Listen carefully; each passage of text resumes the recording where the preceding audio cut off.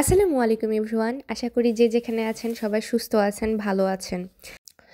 আমার আজকের এই ভিডিওটা সকলের জন্য অনেক বেশি ইনফরমেটিভ হতে যাচ্ছে। আপনারা অবশ্যই ভিডিওটি লাস্ট পর্যন্ত দেখবেন। বিশেষ করে যারা ঢাকার বাইরে থেকে ঢাকায় যাবেন, বিভিন্ন কাজে অনেক সময় যাওয়া আসা করেন, তাদের জন্য ভিডিওটি অনেক বেশি দরকারি হবে।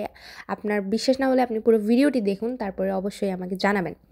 প্রথমেই আমি বলি যে আমি এখানে 10 দিন মূলত যাওয়া আসা করছি। তারপরে আমি যে এক্সপিরিয়েন্সটা গেদার করছি, ইভেন কি মেট্রো রেলে না গিয়ে আমি যে বাইরে চলাচল করছি তার ইফেক্টটাই আজকে আমি মূলত বলবো। ও হ্যাঁ, তাহলে আজকের আমার মেইন ভ্লগ টপিক হচ্ছে মেট্রো রেল ইন ঢাকা। তো মূলত আজকের আমার যেই টপিক সেটাই হচ্ছে মেট্রো রেলে যাওয়া আসার ক্ষেত্রে সুবিধা এবং অসুবিধা। প্রথমেই শুরু করা যাক। আমি প্রথমেই যখন এখানে আসলাম তারপরে দেখতে পাইলাম অনেক বিশাল লাইনে দাঁড়িয়ে সিরিয়াল নিয়ে আপনাকে সুন্দর করে টিকিট কাটতে হবে। আপনি অবশ্যই সামনে গেলে অনেক মানুষ আপনাকে বোকাঝোকা করবে, কেউ আপনার টিকিটও কেটে দিবে না। এক্ষেত্রে আপনাকে একটা জিনিস মাথায় রাখতে হবে, আপনি কোন জায়গায় যাবেন এবং সেখানকার ভাড়া অনুযায়ী সমপরিমাণ অ্যামাউন্ট আপনার কাছে খুচরা আছে কিনা। না হলে আপনি লাইনে থেকে আপনার সিরিয়াল যখন আসবে, এক্ষেত্রে অনেক সময় আপনি যখন টিকিট কাটতে যাবেন তখন আপনাকে মেশিন থেকে বারবার চেষ্টা করার পরেও টিকিট প্রদান করা হবে না। সেই ক্ষেত্রে আপনার এমন হতে পারে আপনি টিকিট কাটতে কাটতে আপনাকে আবার অন্য সিরিয়ালে দাঁড়াইতে হবে, আবার আপনি এক্ষেত্রে আপনাকে অনেক বেশি সময় পোহাতে হবে। এখানকার একটা সলিউশন আছে, আপনি কিছুক্ষণ ওয়েট করে কিছু মানুষ ভাঙতি দেওয়ার পর আপনি চাইলে সেই টিকিটটা আবার ক্রয় করতে পারবেন। অ্যান্ড নাও সেকেন্ড, আপনার কাছে যদি ভাঙতি না থাকে এবং আপনি যদি একটু বেশি দ্রুত টেকনিক্যালি টিকিটটা কাটতে চান, তাহলে অবশ্যই আমি মনে করব আপনি হচ্ছে মেশিনের টিকিটের সিরিয়ালে না দাঁড়িয়ে, যেটা হচ্ছে নর্মালি টিকিট দেয় আপনাকে, হ্যান্ড ওভার করে ওনারা কেটে দিবে, সেই লাইনে দাঁড়াতেই। এক্ষেত্রে আপনি দুইটা সুবিধা পাবেন। এক, আপনার ভাঙতে নিয়ে চিন্তা করতে হবে না। দুই, অনেক সময় মেশিনে অনেকের টাকা আটকে যায়, সেটাও আপনাকে ফেস করতে হবে না। এরপর তারা পার্সন টু পার্সন আপনার হাতে টিকিট হ্যান্ড ওভার করার পর, টিকিট প্রত্যেককে পাঞ্চ করার পর প্ল্যাটফর্মে প্রবেশ করা লাগবে।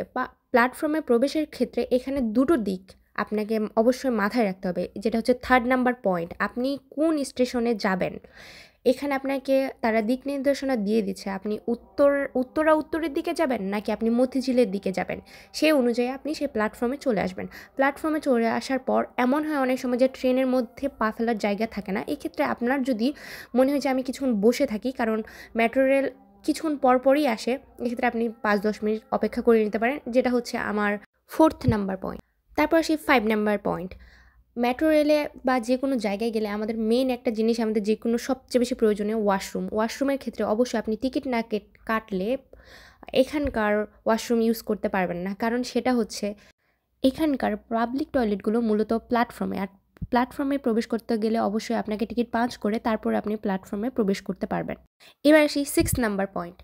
ট্রেনে ওঠার পর আপনাকে চিন্তাই করতে হবে না কোন স্টেশন আসলো, আপনি যে স্টেশনে যাচ্ছেন সেই স্টেশন কখন আসবে, কারণ প্রতি স্টেশনের আগে বলা হয় the next station is Dhaka university or the next station is Kawran বাজার বা শাহবাগ, যেখানে আপনি যেতে চান। এখন আসি আমি এখানকার কিছু অসুবিধা নিয়ে, যেহেতু এতক্ষণ ধরে জাস্ট কীভাবে যাবেন, কী কী করলে আপনার সুবিধা হতে পারে সেটা বললাম। এখন আমি আসি এখানকে কী অসুবিধা আমি ফেস করছি। মূলত এখানে অসুবিধা ফেস করছি আমি মূলত ওই যে যখন কিছু টাইম থাকে, পিক টাইম, যে টাইমগুলোতে অফিস ইউনিভার্সিটি সবগুলো ওপেন থাকে, অনেকে যাওয়া আসা করে বা অফ ডেতে, তখন এত বেশি ভিড় থাকে লাইনে যে টিকিট কাটতে আপনার অনেক সময় লেগে যায়। এটা খুবই খারাপ লাগে। প্ল্যাটফর্মে গিয়ে আর সব জায়গায় ফ্যানের ব্যবস্থা ছিল না, মানে সবাই পর্যাপ্ত বড় লাইন অনুযায়ী বাতাস পায় না, এই ব্যবস্থাটা ছিল না।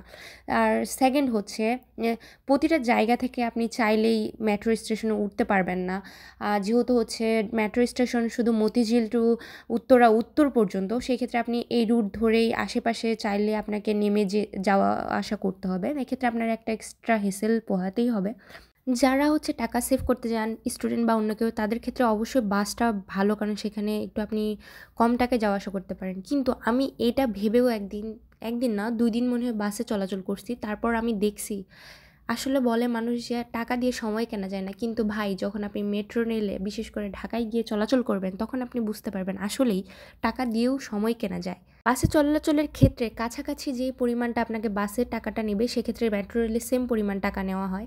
আবার এক্ষেত্রে আপনি যখন বাসে করে কোনো কাছাকাছি রাস্তায় যাচ্ছেন, আপনার সময় লাগতেছে প্রায় 3 থেকে 4 ঘন্টা, কিন্তু ওই সময়টা আপনি যখন মেট্রো রেলে করে যাচ্ছেন, তখন আপনার সময় লাগতেছে মাত্র 2 থেকে 3 মিনিট।